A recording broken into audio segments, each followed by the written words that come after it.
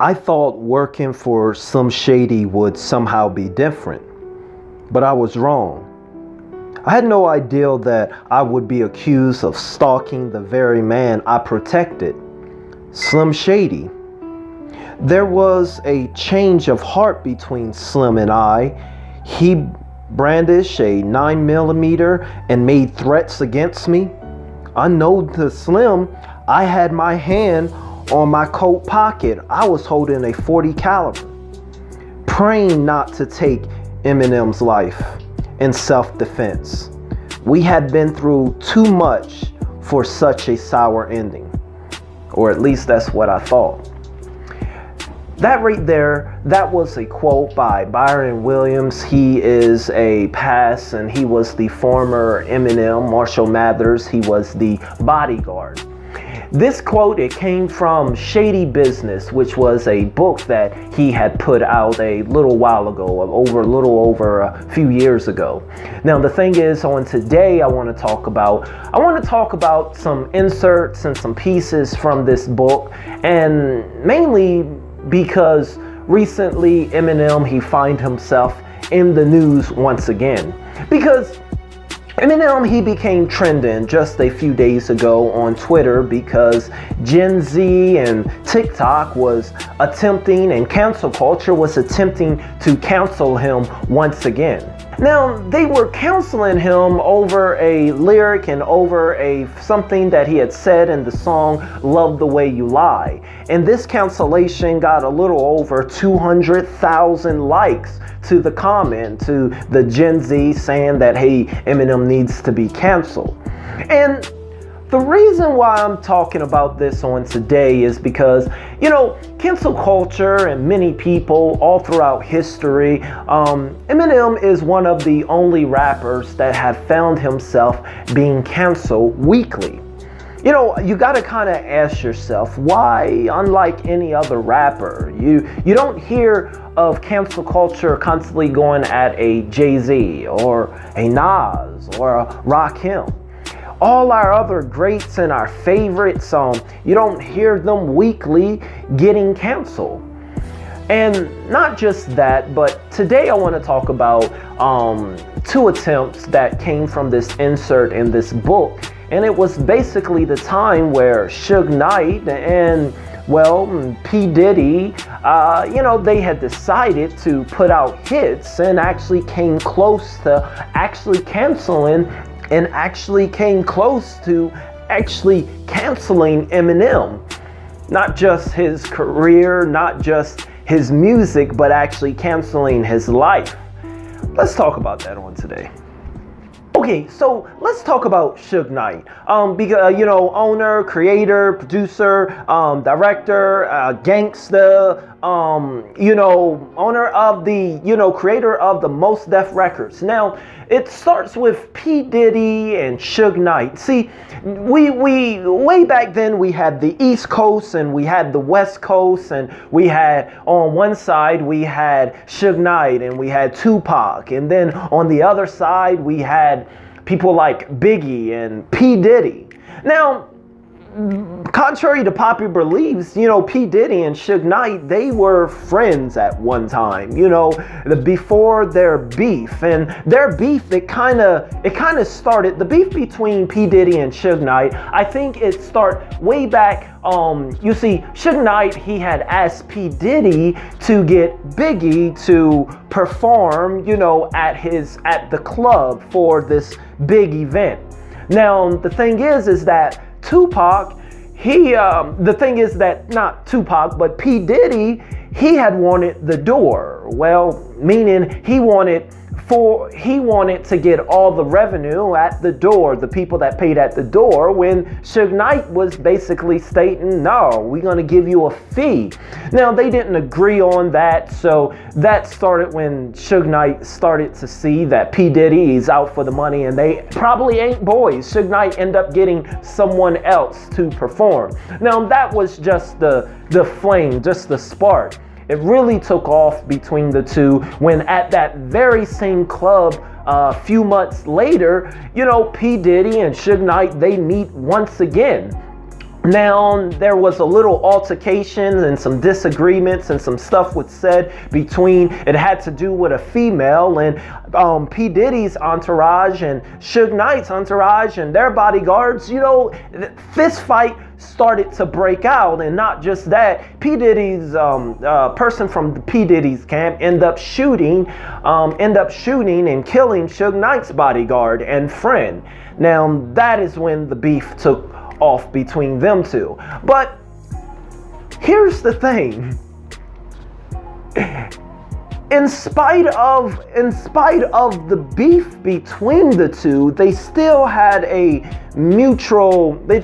so much, you can say, like almost a mutual, I think enemy may be too strong of a word, but they still had a mutual opponent that they felt like they needed to go up against, and that was Eminem, and that was Dr. Dre, and also on that side was Snoop Dogg.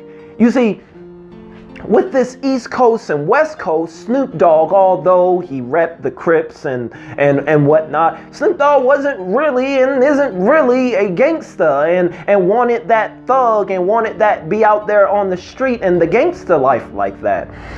Snoop Dogg, he just wanted a agreement. He just wanted to make music and make paper. He wanted to build himself and his brand.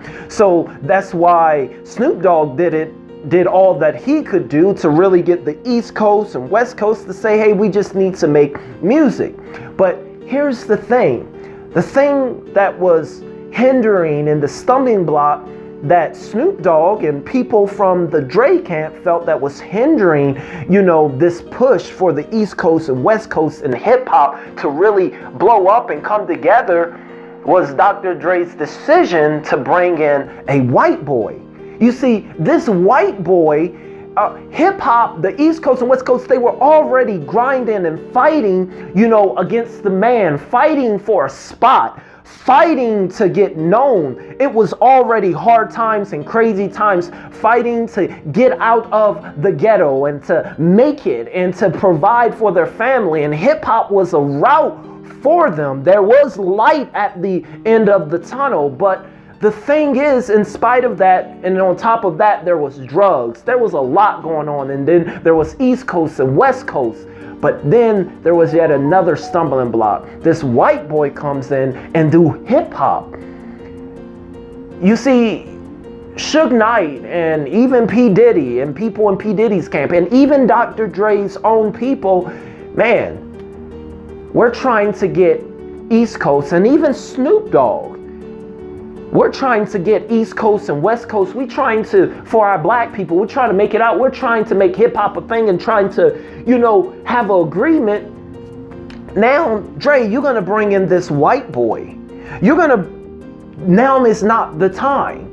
And Dre said that people in his camps, including Snoop Dogg, Dre said it in a song. He said, nobody wanted to with the white boy. People talked about him. Nobody. And this was more of the reason why. Snoop was like, hey, we're trying to get East Coast. People are feeling a certain way that this guy is getting all the fame and getting their place. He's taking up space that these people could have made. That leads me to talk about, and that leads me to how the parallels are quite vivid with regards to how the Suge Knight and even the P. Diddy push, because, P. Diddy, he did feel a certain way when Eminem had said in a song and in a diss track against Mr. Mom's Grumpy Kid, MGK, and when he ended off, hey, I'm just playing, Diddy, but you guys know what he said about, got Pop here, And, Pop did, the reason why, P. Diddy felt a certain way, it wasn't because of what Eminem said, is because the offense was already within and Eminem just triggered it. There was some sort of truth to it, and P. Diddy knew that. And that's why there has been these constant attacks against Eminem, and they are all P. Diddy friends. But let's get to the shady business. Let's get to really the meat of this video. And just in case you all didn't get to read this book, because man, this book is intense. Shady Business have a lot of stuff. This Bodyguard of Eminem had a lot to say and talked about a lot of events. Let me read a little passage on, his time of how it all started. He states in the book that he tried to get me to do 3 hours for $150. Talking about Paul Rosenberg had wanted the Bodyguards, had wanted Byron, had wanted Williams to do 3 hours of security for Eminem for this next show. For $150. But then he goes on, but I told him to give me $250 and I would cover him with a couple of my boys. And we agreed on that. I thought it would be a one-night deal. It was easy money. I guess Paul was impressed with everything we did, because the next thing I knew, he wanted to go on tour with them. He wanted me to go on tour with them. His request was short notice. However, and I wasn't impressed. It seemed like the music business was trying to get a hold of me once again. I contemplated it and I talked to my people about it and they encouraged me. My man Art Forrest, who runs the studio we recorded at, told me that I would be a fool not to take this job. So he took the job and he went on Eminem's tour. And he went on this tour. This was the Slim Shady tour. This was the first and the craziest. And this was the tour where Eminem was doing a lot of drugs and Slim Shady was really out there. Now, the Bodyguard speaks about this. Listen to this. April 28th in August, Texas. Man, this was the wildest, most diverse crowd I have ever seen. They were off the hook. There was at least 3,000 people there, the rowdiest people I have seen in my life. But all of the different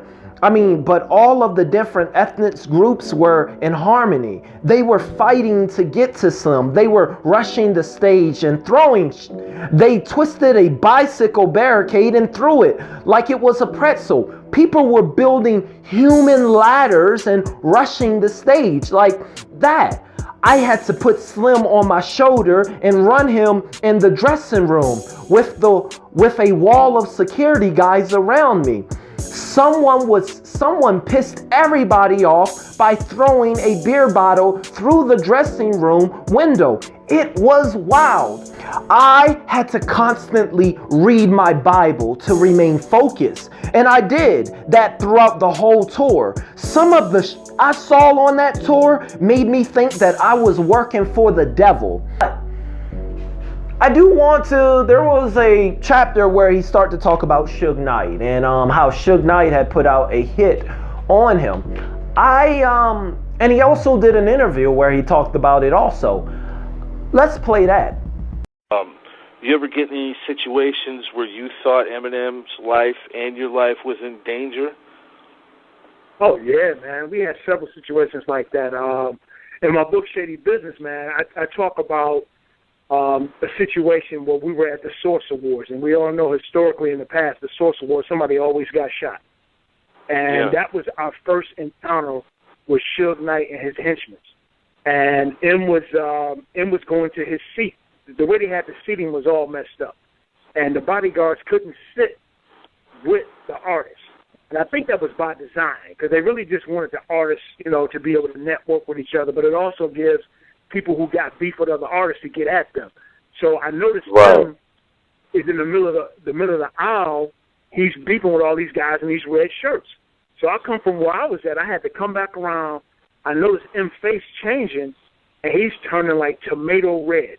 And there's a sea of red guys around him. I had to bust through the middle, man, and snatch him up. Like, hey, man, what the hell going on up in here, man? They was like, hey, this is exactly what they said. Death row, motherfuckers, death row. Death row, motherfuckers, death row. I'm like, what are y'all talking about? What are y'all talking about? I'm in Detroit, man. I was like, what? I know about Suge. I know about Death Row Records, but what y'all talking about, man?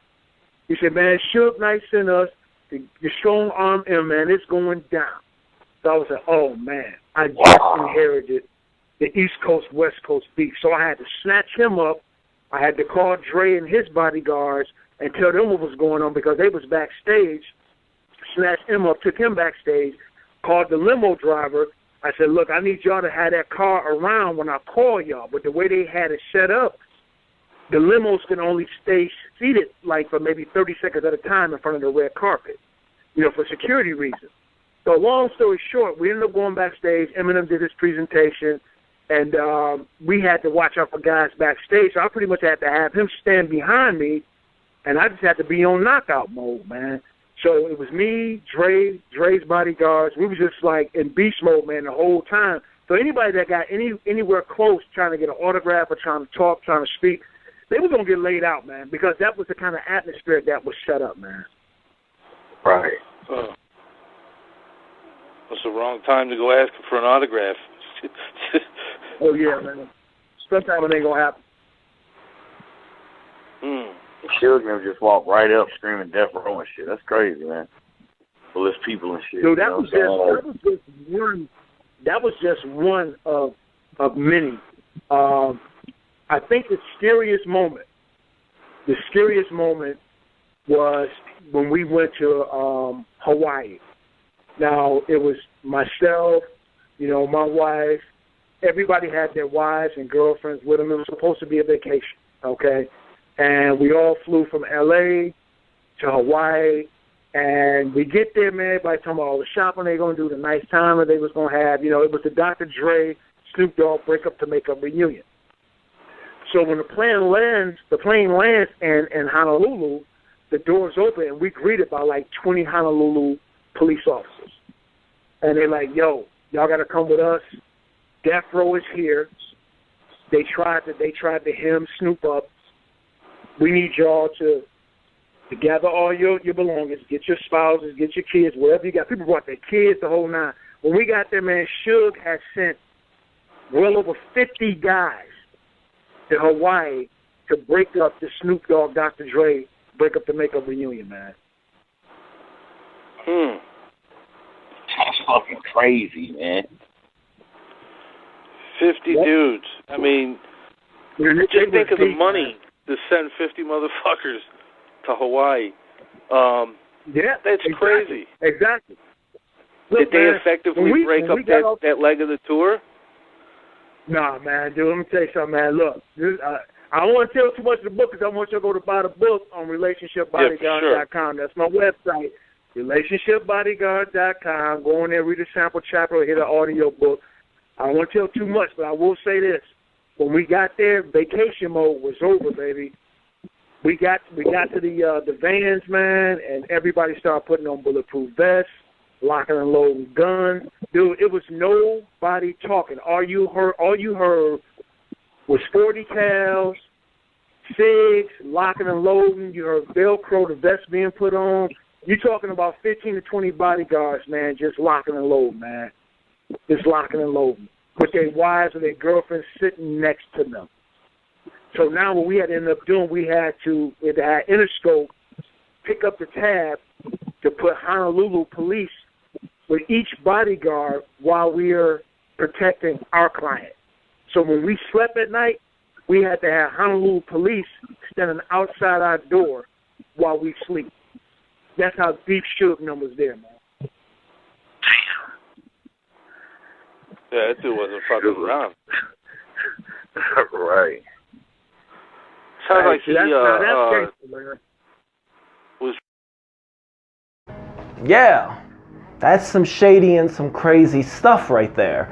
So, there's that book if you want to check it out. And those were two times where, Suge Knight and his people, they kind of surrounded Eminem and was looking to take him out. There are a few more incidents if you want to take a listen. But like I said, and at the end of the day, what's weird to me, well, not even weird, but at the end of the day, I do want to say that no other rapper. We haven't seen any other book and stories told like this, because of a person coming in and being successful in hip hop.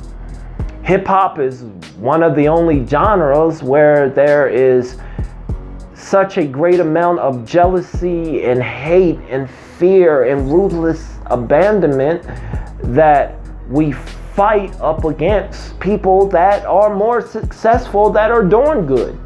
So in closing, I just want to encourage you to say that, you know, if you are going through, if you got people talking about you, tearing you down, and you got haters, that's a good thing. You need people that are going to challenge you in your life. You need people that are going to hate on you. Because if no one's hating, then you're not doing something that's worth something.